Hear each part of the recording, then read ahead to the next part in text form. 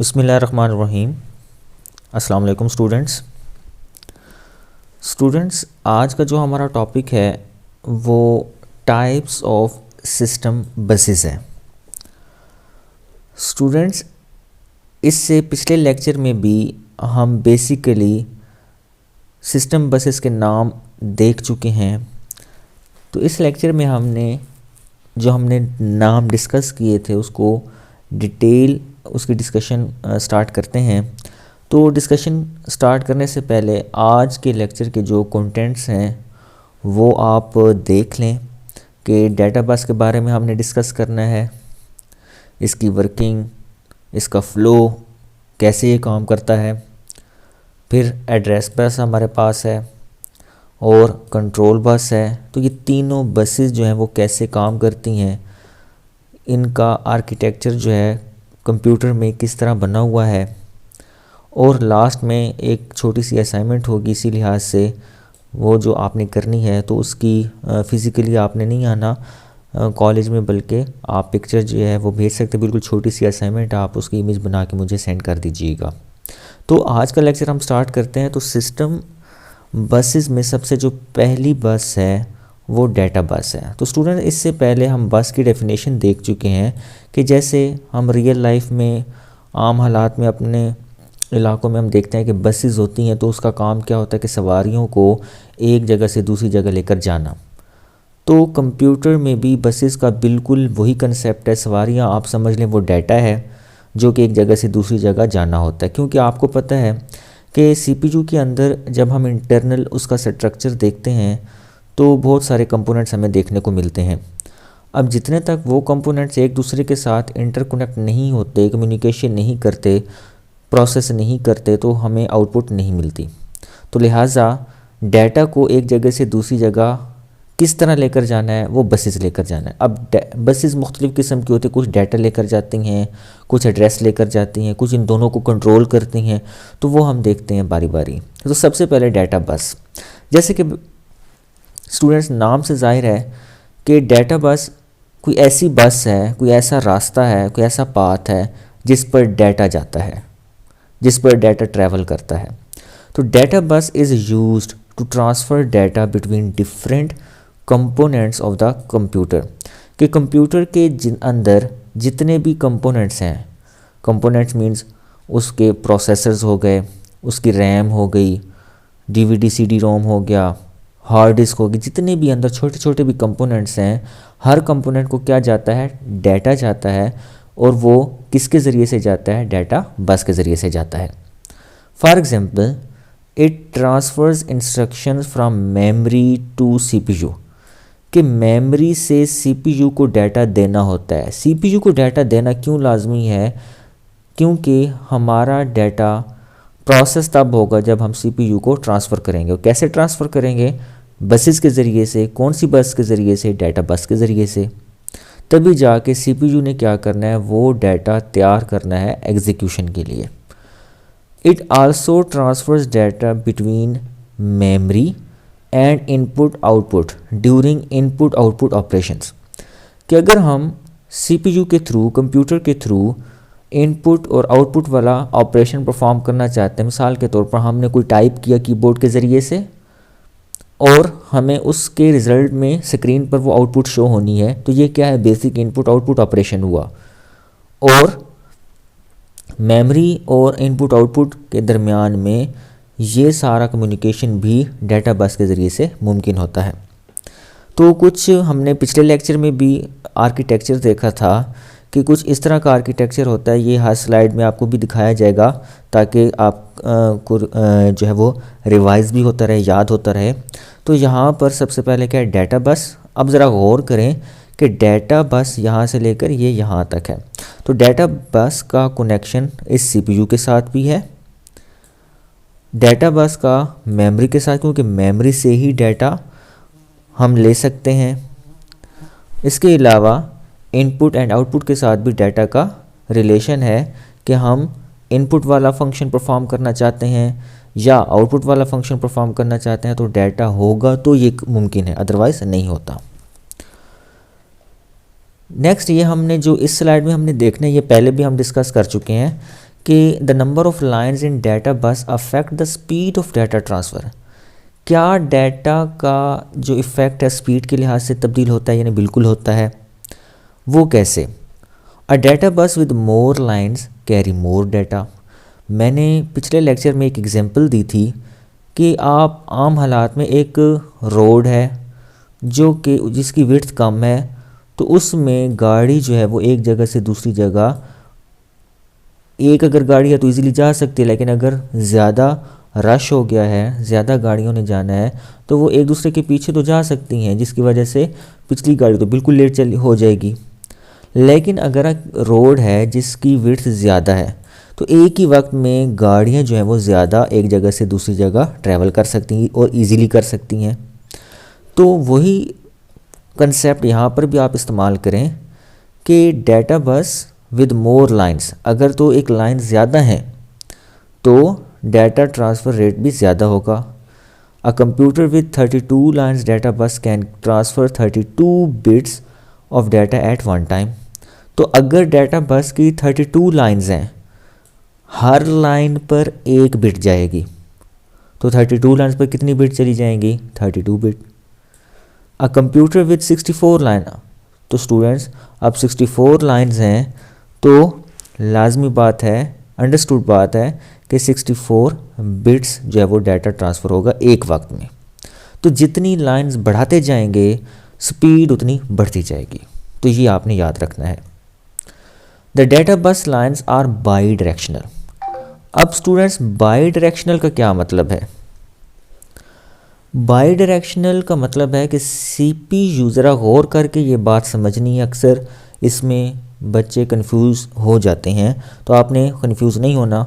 तो CPU can read data from memory using these lines, यानी कि इन लाइंस को इस्तेमाल करते हुए CPU क्या कर सकता है? डाटा को रीड करता है। फिर रीड करने के बाद, समझने के बाद, अंडरस्टैंड करने के बाद क्या करता है CPU can write data to main memory locations using these lines. Read करने के बाद वो डाटा राइट भी करता है। तो स्टूडेंट्स इन शॉर्ट हम ये कह सकते हैं कि डाटा बस बाई डायरेक्शनल होने का मतलब ये है कि CPU डाटा रीड भी कर सके और राइट भी कर सके। बाई डायरेक्शनल, दो तरफा, यानी कि अगर हम रियल लाइफ की एग्जांपल दें कि जिस रोड से गाड़ी जा सकती है उसी रोड से गाड़ी आ भी सकती है, ठीक है, तो इसको हम बाई डायरेक्शनल कहते हैं कि दोनों तरफ आ जा सकते हैं। तो लिहाजा अगर कंप्यूटर में आते हैं, कंप्यूटर में कंसेप्ट बसेस के लिहाज से इसका कंसेप्ट क्या होगा कि CPU डाटा को रीड करता है और डाटा को राइट भी करता है, किस में? मेमोरी। यानी कि रीड करना है तो फ्रॉम मेमोरी, क्योंकि मेमोरी से ही डाटा उसने लेना है। जब डाटा उसने सेव करना है तो किस में करना है? टू दी मेमोरी, मेमोरी की तरफ उसने राइट करना है, मेमोरी में सेव करना है। क्लियर? अगर इस पॉइंट को समझ नहीं आया तो इस वीडियो को आप पीछे करके ज़रूर देखिएगा। अगर फिर भी कन्फ्यूजन होती है तो मुझसे ज़रूर आप पूछ सकते हैं। सेकंड नंबर पर हमारी जो बस है वो एड्रेस बस है। तो स्टूडेंट्स ये भी है बस, यानी कि कोई चीज़ ट्रैवल होगी। क्या ट्रैवल होगी? अब एड्रेस, किस चीज़ का एड्रेस? डाटा का एड्रेस, ठीक है। तो मैंने पिछली एग्जांपल्स में ये भी आपको कहा था कि जो भी मेमोरी होती है उसके अंदर सेल्स बने होते हैं और हर सेल का क्या होता है? एड्रेस होता है। तो अगर तो आप डाटा लेकर जा रहे हो तो कहाँ लेकर जा रहे हो? उसका एड्रेस क्या है? ठीक है। अगर आप कोई लेटर पोस्ट करते हो, कोई भी एप्लीकेशन पोस्ट करते हो, तो एक तो लेटर हो गया। अब वो लेटर क्या होता है? डाटा। किसको पोस्ट कर रहे हो उसका एड्रेस भी मेंशन होता है। तो जहाँ पर डाटा इम्पोर्टेंट है वहाँ पर एड्रेस भी इम्पोर्टेंट है। तो many components are connected to one another through buses, कि जितने भी कंपोनेंट्स होते हैं कंप्यूटर के अंदर वो बसेस के ज़रिए से कनेक्टेड होते हैं और हर कंपोनेंट को एक आईडी असाइन की जाती है।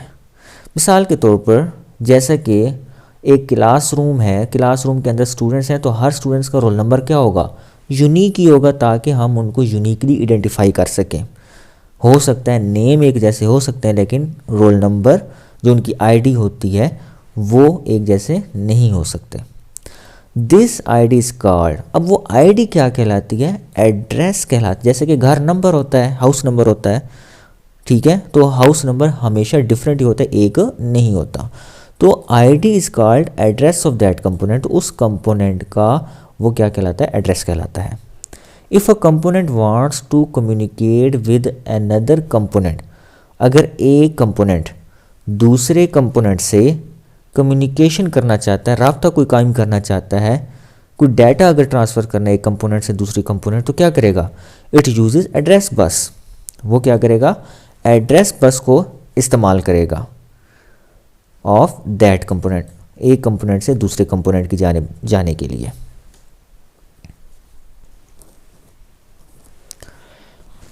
The address bus is a unidirectional बस।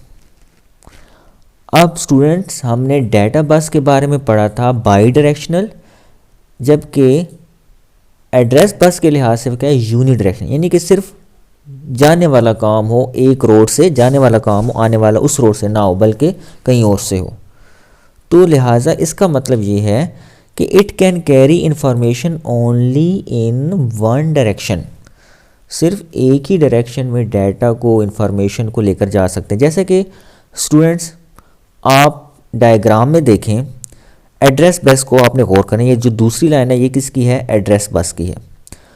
तो ठीक है, ये सीपीयू ने क्या करना है कि डाटा को क्या किया, यहाँ पर, यहाँ से डाटा आया एड्रेस बस को रिसीव हुआ। तो एड्रेस बस के देखें कि स्टूडेंट्स यहाँ पर गौर करें कि ये एरो जस्ट एक ही साइड पर बना हुआ है। इस एरो को देख लें या इस एरो को देख लें, एक ही साइड पे बना हुआ है, मतलब यूनी डायरेक्शन है, एक ही तरफ जा सकते हैं। इनके सीपीयू ने डाटा ट्रांसफ़र किया यहाँ से, तो सिर्फ डाटा ट्रांसफ़र किया।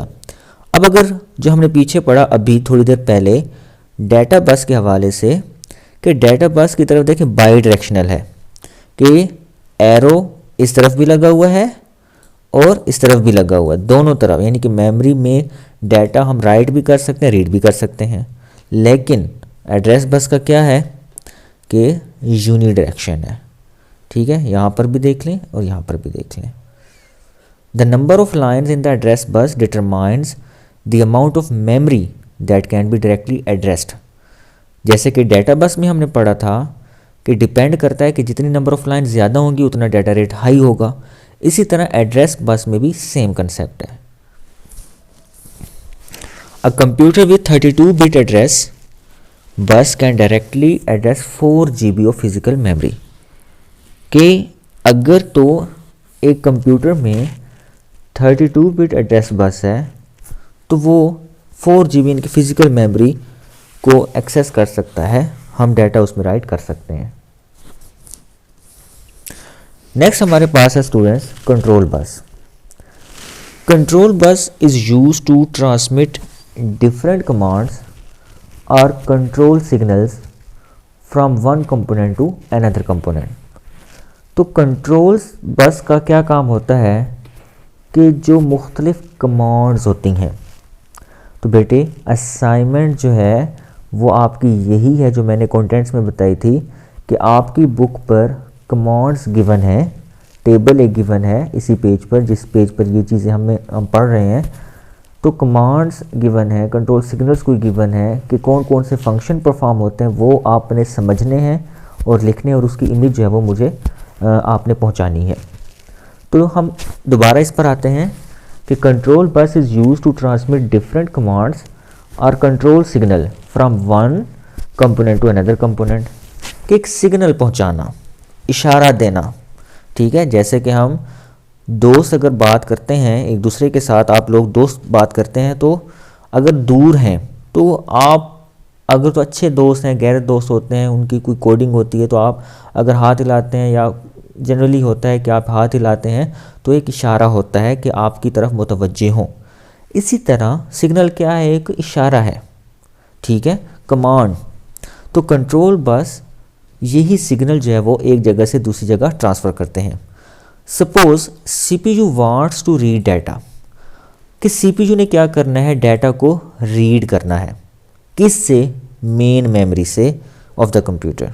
कि मेन मेमोरी से अगर तो CPU ने डाटा रीड करना है तो क्या करेगा, कंट्रोल बस का क्या काम होगा यहाँ पर। अब CPU को क्या चाहिए, डाटा उसने रीड करना है, तो कंट्रोल बस का क्या काम है, is also use to transmit control signal like acknowledgement signal. इसको हम क्या पढ़ते हैं, एक्नॉलेजमेंट सिग्नल, कि हाँ जी CPU को ये काम चाहिए।